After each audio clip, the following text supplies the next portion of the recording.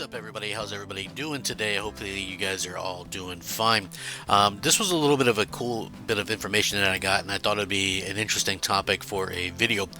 First of all, obviously the PlayStation 5 Pro is something that I feel like originally I probably felt like it wasn't really needed, and one of the reasons why I probably felt like it wasn't needed was because, hardware was kind of doing really well. But at the end of the day, the thing that I care about most is the consoles themselves. So I feel like we are in desperate need of some refreshes, and I feel PS5 Pro will do that. I feel a Switch 2 will do that. I actually feel that Nintendo is going to do something which they don't really usually do. I think the Switch 2 is going to just be a more powerful Switch, and I think it's going to be fully backwards compatible and integratable with all that. I think they're going to keep the Switch going. Maybe that's going to be a lower cost option for, kids or families or whatever, for people who aren't interested in playing, slightly better graphics. But I think they're all going to have the same games, and one of the reasons why I think that, and I know I don't usually talk Nintendo, is because they're just announced in year 8 that they have all these really cool games, including Metroid, coming to the Switch. So I think that their big thing is they're just going to continue to go along with the Switch, and it's going to be like an upgraded Switch and backwards compatible and all that kind of stuff. So, but anyway, when it comes to like the PS5 Pro, I think people are kind of sitting there thinking, hey, what's going on with this thing? We've had quite a few different pieces of information, including that the final silicon has been ready since last year, and launch was actually delayed to coincide with big game releases. So that makes a lot of sense if you think about it. So the PlayStation 5 Pro has reportedly been ready to release since 2023. Think about that. That's crazy. But the console's launch may have been delayed to coincide with big game releases.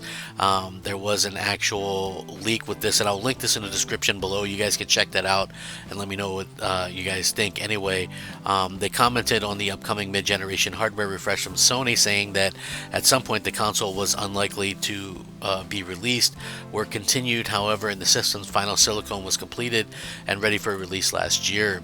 As for why the PS5 Pro isn't out right now, possibly the release of big games that could better showcase the system power, such as Grand Theft Auto 6, but we know that got delayed into 2025. That definitely makes a lot of sense, though, considering the latest entry in the series by Rockstar Games is only releasing on current-gen consoles, and probably people are going to want to play it the place where it plays the best. So very little is currently known about the PlayStation 5 Pro, but there are some stuff that comes from reports. But still take this stuff as a, with a grain of salt as we go forward, because, it's obviously nothing confirmed. But from what we know about it is we should expect more stable 60 frames per second mode, more stable 40 frames per second mode, thanks to a modest CPU upgrade that could lead to a more stable frame rates across the board there as well, and better looking games using dynamic resolution scaling thanks to a 45% faster GPU. The system will also support the PlayStation Super Spectral Resolution Upscaler, which will eventually support up to 8K resolution and considerably better ray tracing performance over the base model. So it hasn't been officially announced yet, but some people are saying it's going to be announced over in the September showcase that's been heavily rumored for a little while now.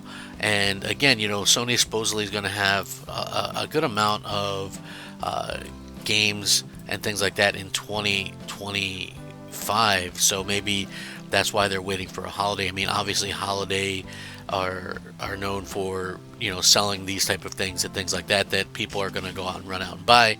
New hardware tends to sell around the holidays regardless of whatever it is. So I think that could be something that we could be looking at as well. At the end of the day, I think Sony is going to try and do what they can to take advantage of that. And then you also have the situation where things are ever changing with Microsoft. They're putting their own games on PlayStation 5, so obviously looking at like Call of Duty is going to be something that is going to honestly look probably and play best on PlayStation 5 Pro.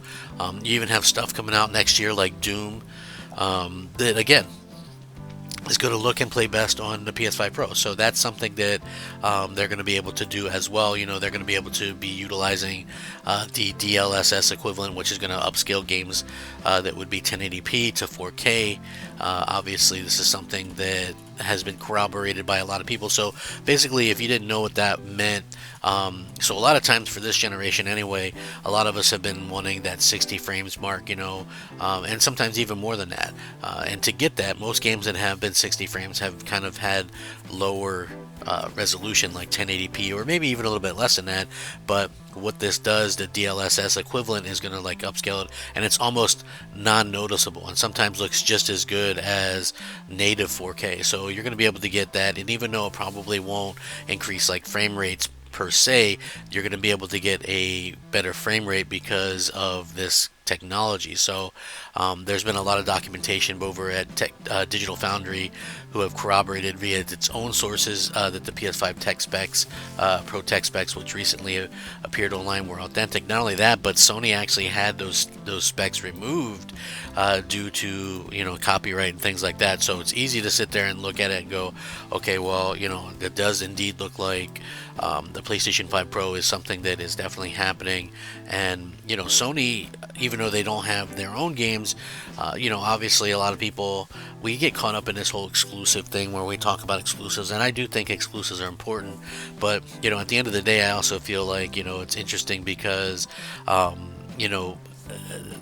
majority of people, 98% of games are the multiplats, and 99% of us are playing those multiplats most of the time. So it is nice when we get a good exclusive that comes out, and it does differentiate the console, which means that we buy one over the other, or maybe one first over the other, or whatever. But at the end of the day, this is pretty much what we kind of have to kind of look forward to. So anyway, it was reported that the PS5 Pro is set to feature an improved GPU, 2 times to 4 times the ray tracing capabilities, which I think is pretty cool. The same Zen 2 CPU, but with an optional 10% speed increase. They keep the same CPU so that it can be backwards compatible, by the way. According to Digital Foundry, however, the system will also have 1.2 gigabytes of extra memory for games, which could actually help. Perhaps the most compelling for these upgrade is Sony's DLSS style resolution upscaler, which I just talked about. It's aiming to deliver a result similar to the NVIDIA DLSS. A game internally rendering at 1080p could be upscaled to a convincing looking 4K image, according to developer documents. Sony says that PSSR has a 250 megabyte memory footprint. So again, this is really cool to see from them. And the negative side, if you're an Xbox fan, is the fact that Microsoft isn't doing anything like this. Supposedly Microsoft might be launching a whole new console in a couple or a few years, but in the meantime, they're going to have to put up with being the inferior console by a long shot, and probably getting the short end of the stick with comparison videos on multi-platform releases, including their own first-party stuff. So that could end up looking really, really bad on them.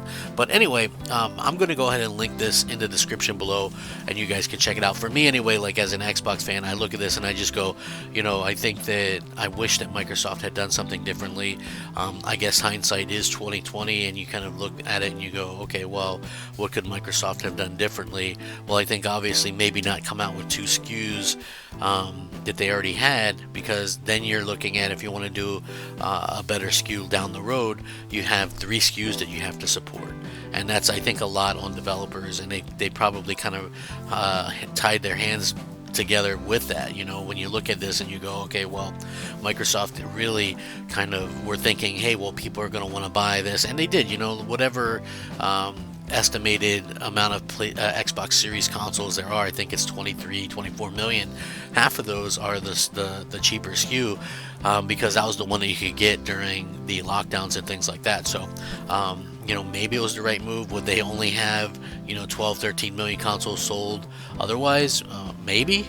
But I still think that if you would have just had the one more powerful SKU, that would have been leading people to kind of jump onto the next generation earlier.